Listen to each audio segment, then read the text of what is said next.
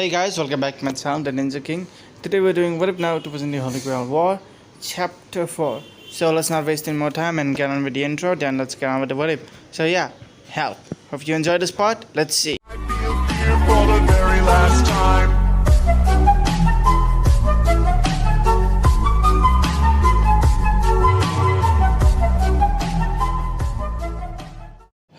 Naruto was thinking to himself, what can he do now?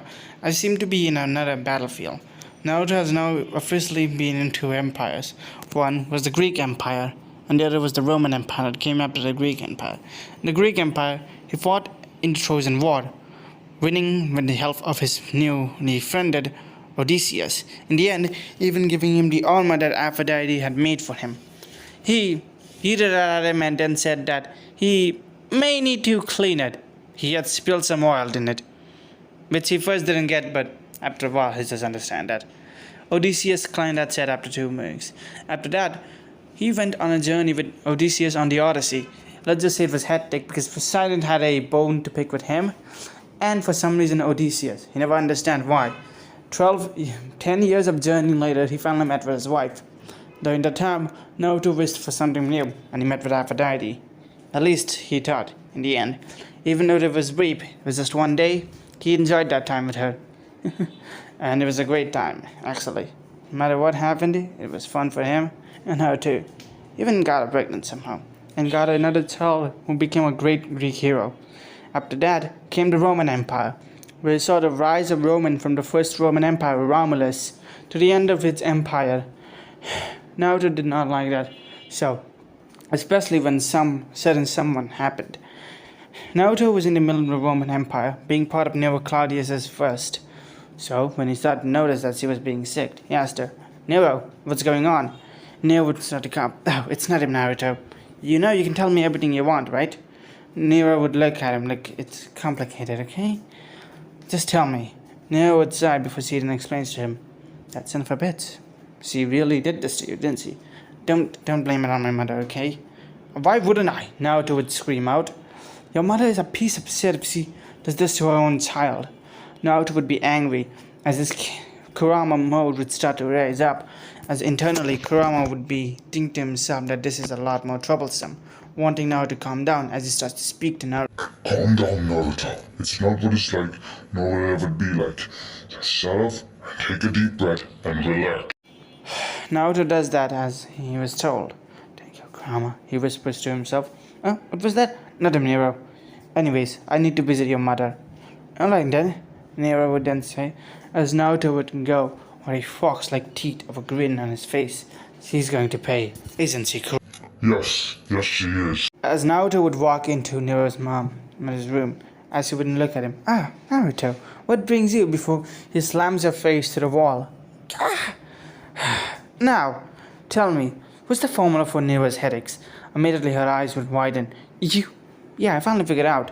And you have 3 seconds, as Naruto forms in his hand a Rasengan, a technique he believes he'd made it himself. As he starts pushing in her chest, "You saw me during the wars.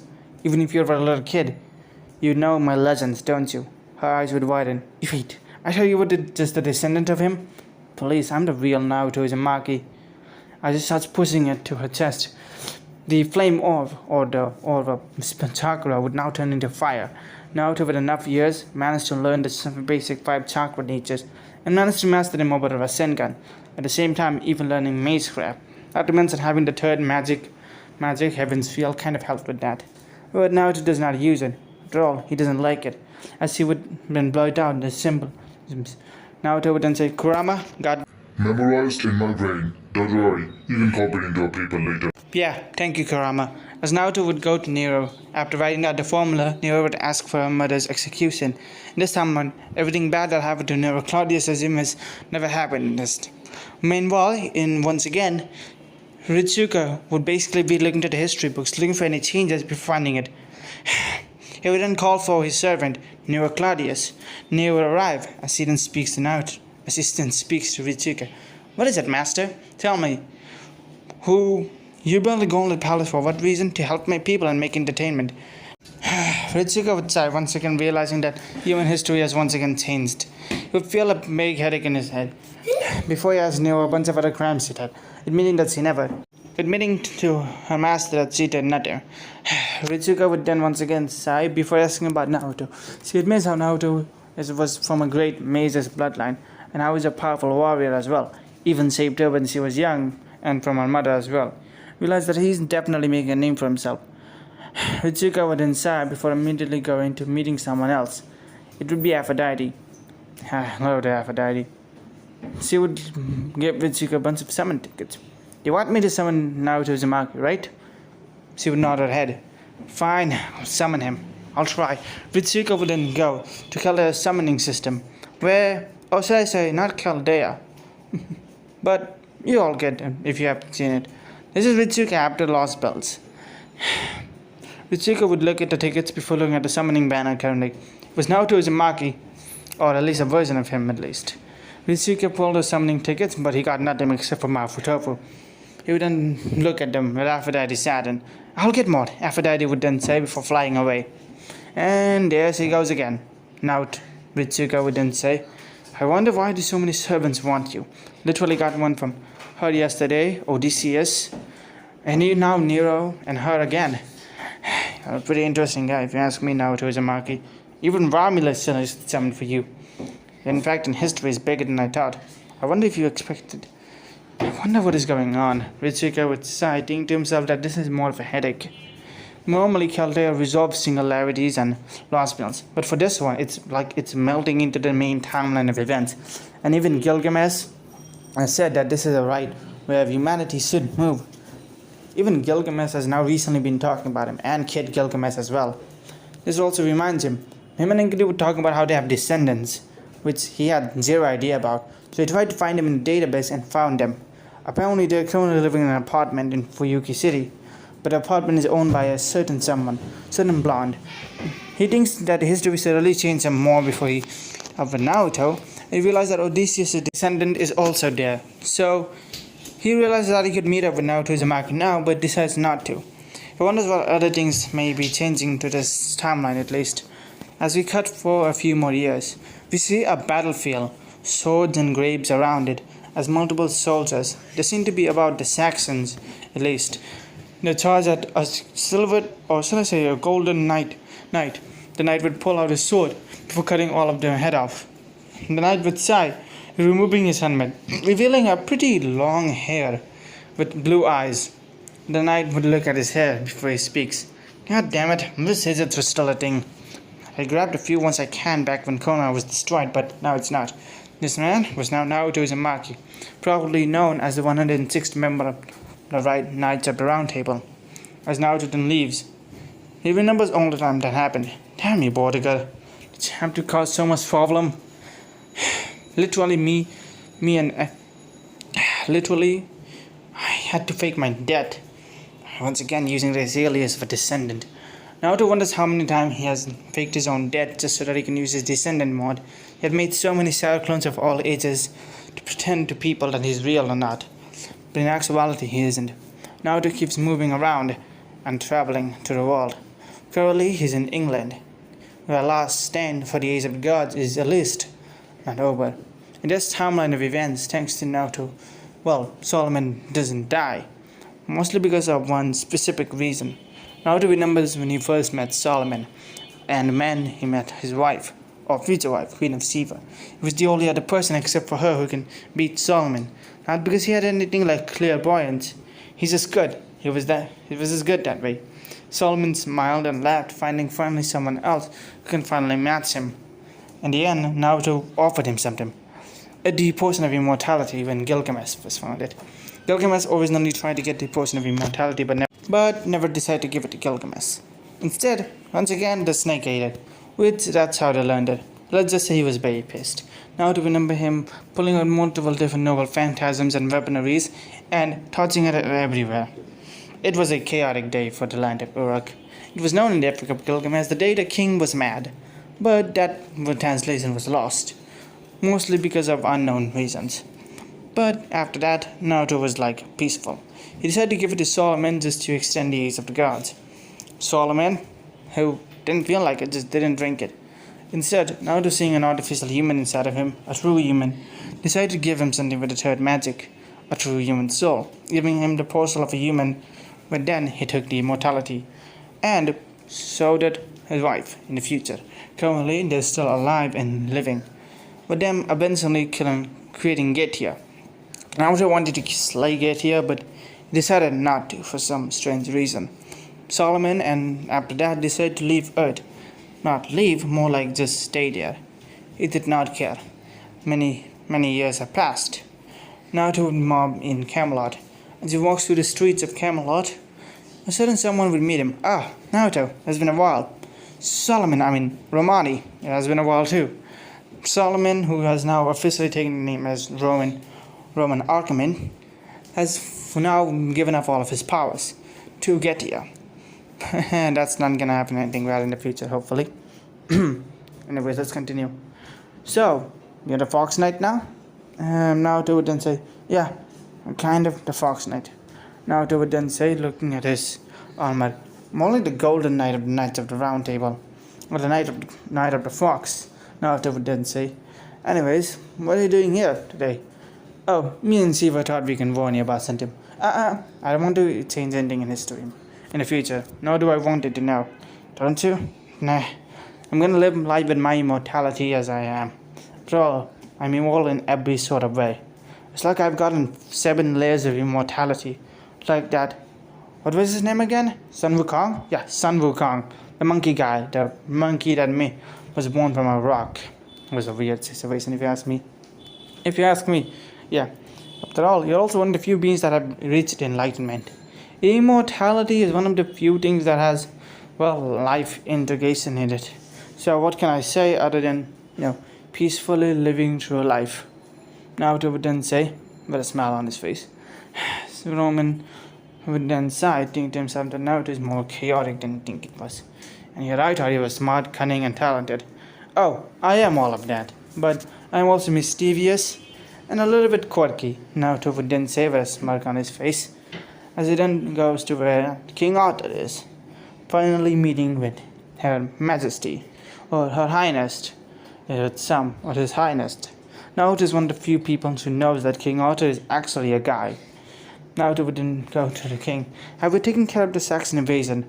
King Arthur, or Arturia, would then say, yes, Mr. Arthur. Naruto would then say with a fake bow, bastard. Whatever. Anyways, what's happening to us now? Arturia would then say, the last of the rebel forces have all been wiped out, Miss Arthur. So he would then say, if you want to keep my identity secret, why keep telling my name? It's more of this way. Your father, stop talking about my father. Naruto would then say, Fussy gets quiet a bit. I guess you don't like talking about him, don't you? He bastard left me when I was young. He fought bravely, and I don't give a shit. Naruto lies in many ways as she starts walking away, with her getting a little bit extra pissed. But now she doesn't care anymore. Arturia sighs. As she starts walking away, he would meet with a certain court maze. I see that you're having fun, Uzumaki. Merlin. Merlin was one of the few peoples in this world that at least Naruto knows of and has clairvoyance. While Gilgamesh had clairvoyance, which allows him to see the past, which allows him to see the future. Solomon had clairvoyance, which allowed him to see the past and future. Same with Siva. And meanwhile, Merlin, on the other hand, was a weird mix. He couldn't see the future, nor could he see the past. His clairvoyance was on the present, which, if you ask me, was a boring ability, but could be handy if he ever gets captured or put in a tower, which was Naruto's first thought when he met him for some strange reason. What is it that you want? How long are you going to pretend that you're not the real Naruto Uzumaki? Look you, and your power to see the present, it's OP as fuck. In some situations. But you do know that it's balanced out by just me not being able to see every possibility that can exist, right? That's correct. Anyways, I'ma leave now. Naruto would then say, if there's any more prophecies, I'm not getting involved in it. The last one with the red and white dragon was extreme. Anyways, what about this? You do know that you're also one of the few people that can actually pull the sword of selection out caliber, right? Naruto would look at him. Keep that sword a secret, alright? I told her dad to keep it a secret, and she said also, right?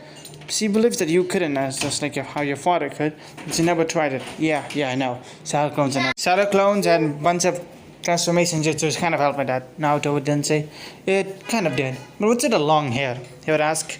It's more of a style. Plus, I need to meet with the others. The others? You know. Oh, yeah, right. The others you pretend like they're your family. Kind of descendants of friends. Very, very good friends, actually. Naruto would then finally meet up with the rest of them. As he would then go to the house where he was at, before he meets the people there. In that house was Odysseus' descendant, Gilgamesh's current descendant, the descendant of Romulus. All of them were bickering and fighting, and the descendant of Alexander. Naruto stayed him as all of them looked at him. Uncle Naruto, all of them would say, as a bunch of people would come. These were, again, descendants with other people. Ah, it's Monkey-san. What are you doing here now? I own this place. All of them would smile at him, saying how he is. Okay, so a little explanation of how Alexander has a descendant. My AU, my rules, he says, I get dead at a random moment and this happened. Now to find him years later. So yeah, that's how that happened. So don't even question how he's going to have a kid. Okay, it just gets complicated pretty much, and opening that Pandora's box is a greater mystery than anything else I can think about. Yeah, what am I kidding about? Let's get into it. Naruto wonders if there could be another way to find out this. Naruto goes to his room. Before he pulls out a book, he starts drawing the cover as he draws the Holy Grail. The Holy Grail. I saw this. There was 3 people. They were holding it. One of them absorbed them in the seal. Naruto then draws the seal. The seal. Why does this look so similar to the seal of Camelot? Or heck, why does this look like Lancelot's kid's seal?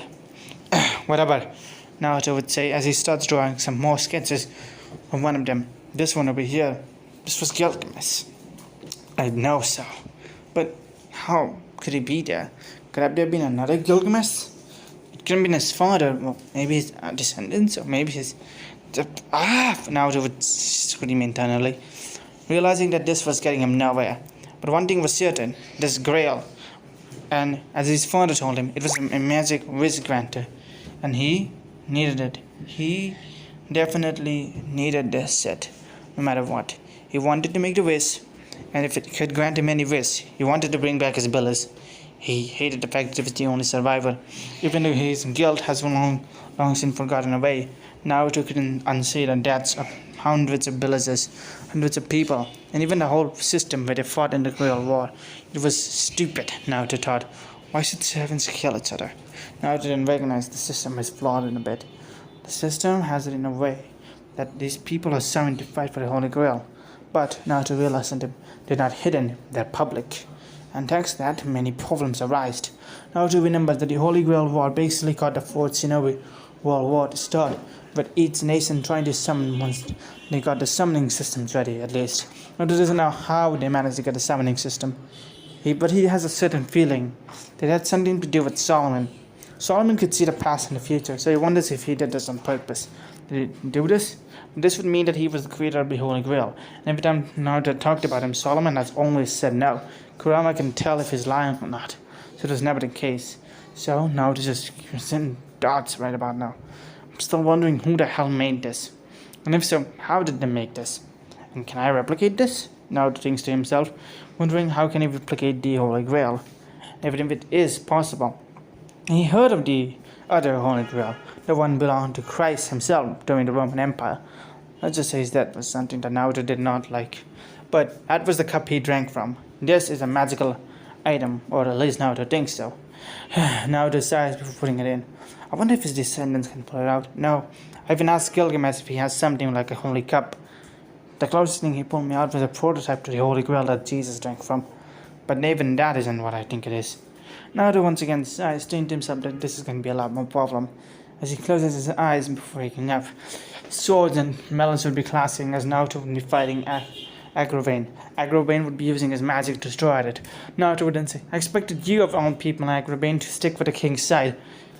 Our king is flawed and thus can never understand man's heart. Thus, I will betray her. Even after you learn the true identity, Naruto would go.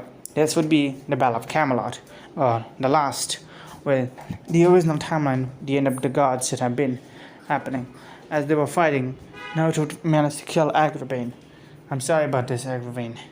Agravain would cough out blood before falling to the ground. dying. Naruto would pull out his sword before scabbing it up. Naruto looked at the sword that he crafted a long time ago. It has just gotten even more stronger and stronger. It does not stop getting stronger at all. And he didn't remember Excalibur, the sword of selection, the sword he could use, a sword that he gave to Artur. He didn't realize it. Artur immediately starts to run at the battlefield. But he was a cedar. Bedivere is there carrying Artur away. He then followed him. Naruto then follows them, as he would see Bedivere putting Artur down, leaning her to the tree. Naruto can see her wounds before going there. Putting his hands out, medical ninja chakra started coming out. As it was Sasha, Artur didn't look at him, saying no. I knew my dad would come in the Battle of Camelot, so no need to waste your energy, Uzumaki. Naruto sighs before looking at her. So, pleasant dream? Artur would have a smile on her face. I saw a dream, and in there you were in it. Or maybe one of your descendants? That's nice. I also saw a red-haired boy, and a black-haired girl. Naruto would close her eyes. Sleep well, Artur. Sleep well.